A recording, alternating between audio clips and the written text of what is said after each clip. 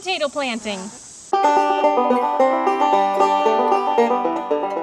Hi everybody, thanks so much for stopping by the homestead. My name is Sarah from Traditions Homestead, and today I'm going to finally be planting our fall potatoes. In the spring we planted potatoes in a raised bed just this size, actually a little bit smaller, and we got, I think, what was it, 55 pounds of tomatoes, or potatoes, 55 pounds of potatoes out of this garden, and that we were super pleased with that. And then we learned that in the state of Missouri, especially in southern Missouri, there's a long enough growing season, that we can do a second planting. You know, we are kind of behind schedule on this.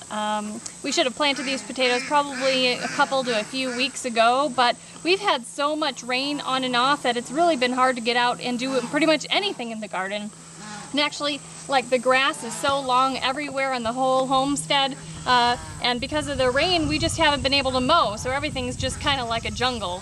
But today is the day where there's no rain forecasted for the next couple of hours anyway, thankfully.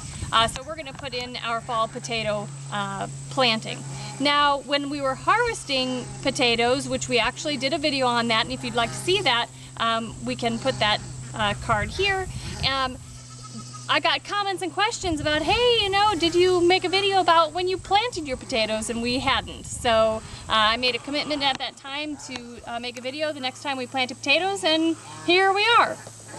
Our last planting, we did Yukon Golds, and we were really happy with the way those turned out. This time we're doing some Yukon Golds and then another variety that I got from a friend, and to be honest with you, I don't remember the name of it. So, but two different kinds for our fall planting, and our hope is that when we dig them up, we can store them in our new root cellar / storm cellar that we just got put in this spring after the big storm season went by, actually. So you can see that this is our big raised bed garden, one of them, and we have it kind of dug up so that we can get moving on it. We are going to be doing 3 rows of potatoes in here, and the first thing that we need to do is to dig trenches. So we're going to get started on digging trenches. Kevin's going to help me today with his muscles, and we're going to get it done in a hurry. So we're going to get started.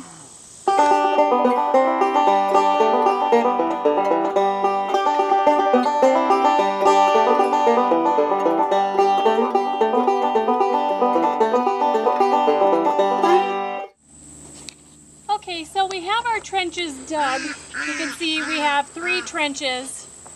And the reason you're digging trenches is because we'll plant the seed potatoes and we'll cover them up with about 3 or 4 inches of dirt. And then once the plants start coming up and pass through the dirt and are up about, 6 or 8 inches, then we'll do another layer of soil. We'll cover up the plants all the way up to the tips of them. And that will allow the plant to grow up taller again. We'll cover that up another time after that until we run out of dirt. And by covering up the dirt as the plant starts growing up, then it creates an environment for the potato plants to create potatoes themselves the entire way down in the dirt. So you don't just have one section of area where the potatoes are going to grow. You'll actually have, hopefully 8 or 10 inches worth of soil that the potato plant can grow potatoes. Now, these are my seed potatoes.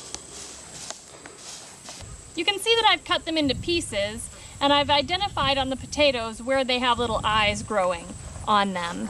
And everywhere that there's an eye, that's where the plant is going to start shooting up through the ground and making the plant come out into, above the soil.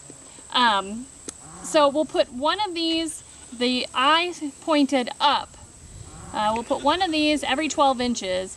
If you are planting gobs and gobs of potatoes in a big potato patch somewhere else, I think you'll notice online that they tell you to plant every 18 inches. But because we have such a confined space here and we're doing it in a raised bed garden and I want more bang for my buck, I'm going to plant them every 12 inches. I also want to share with you a little trick.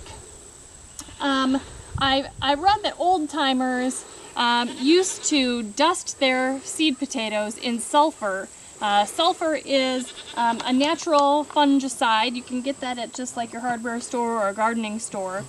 And I put some of them, or some of the sulfur in this bag, and I'll put a bunch of these in here and shake them up and cover them with sulfur so that when I put them in the ground, there's less likely for them to rot right away and less likely for like microbes and stuff to get into the potatoes and cause them to rot and disintegrate before they can start growing plants. So I'm just going to put, you know, a couple handfuls in here. I've got the sulfur in there already. And I did this last time and it worked really well. You know, I cut these into pieces this morning and then let them dry, let the cut parts dry. In a perfect world, I would have done this about 3 or 4 days ago to let them really dry well, but I forgot and didn't have time, and so something was better than nothing.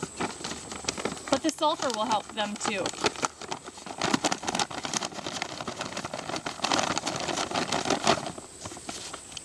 And then when I plant them, I'll just take them out of here and take them to my row.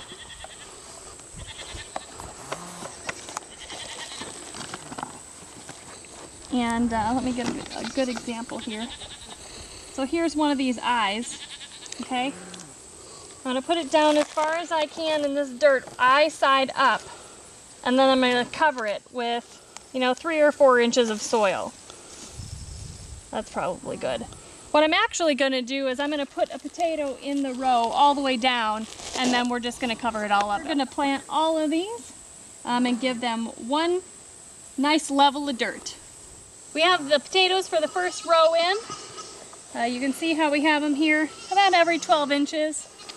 I've been err on the side of closer rather than farther away, just because I need to maximize my space opportunity. So we're going to go ahead and do the last 3 rows and cover them up a little bit, and then we'll come back at the end when we're at the end of that point. Okay, that's it. It probably doesn't look any different than when we started to begin with, but they are all in, and we just need some water and a little bit of time.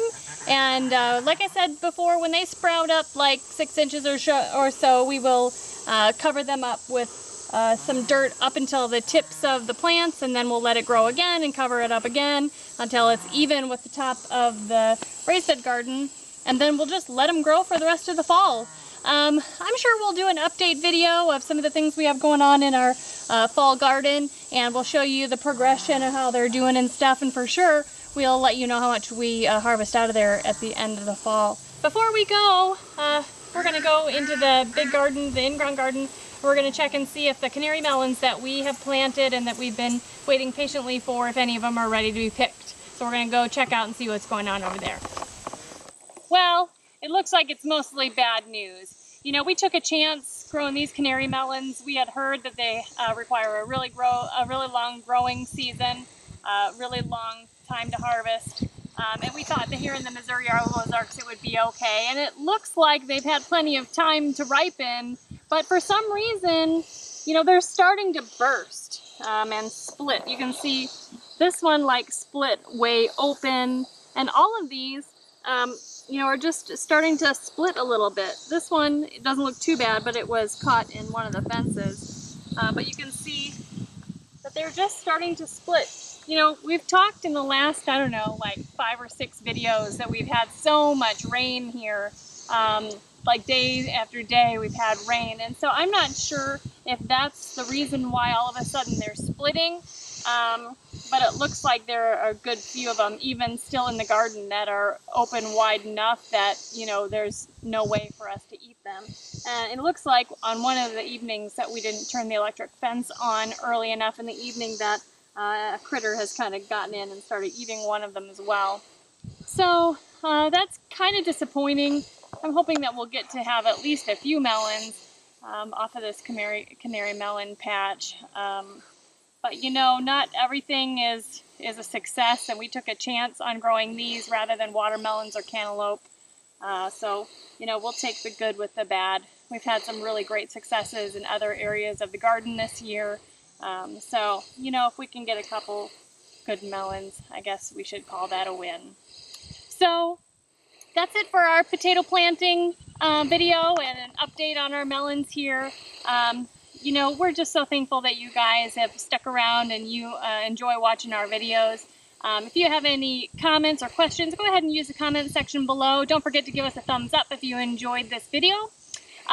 Press the subscribe button if you're not a subscriber yet, and the bell next to the subscriber button so that you're notified of every video that we do. We're doing 5 new videos every week now, sometimes 6. So make sure you get notified of those. So until next time, you guys, take care and God bless. Thank you so much for stopping by the homestead today. We really appreciate everybody wanting to be part of our lives. Join us for new videos every day, Monday through Friday, and don't forget to hit the subscribe button below. And also, don't forget to check out the videos over here on the side. And until next time, thanks for stopping by the homestead, and God bless.